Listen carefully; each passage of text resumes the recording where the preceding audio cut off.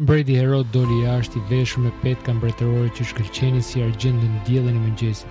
Turma e shikonte me admirim teksa ai mbante një fjalim madhështor. Zëri i tij jehonte si bubullim. Pastaj dikush bërtiti: "Ky është zëri një perëndie, jo një njeriu." Dhe Herodi nuk e korrigjoi. Në fakt i pëlqeu, e mori gjithë lavdin për vete. Në atë çast gjithçka ndryshoi.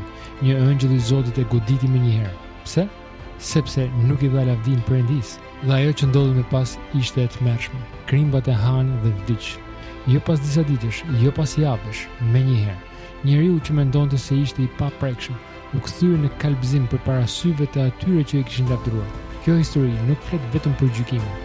Kjo flet për atë se kush e meriton lavdin. Herodi tentoi të ulej në fronin e Perëndisë për një moment dhe kjo i kushtoi gjithçka.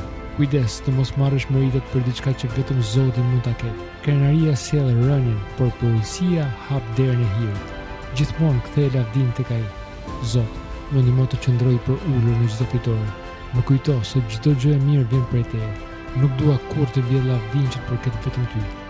Amen.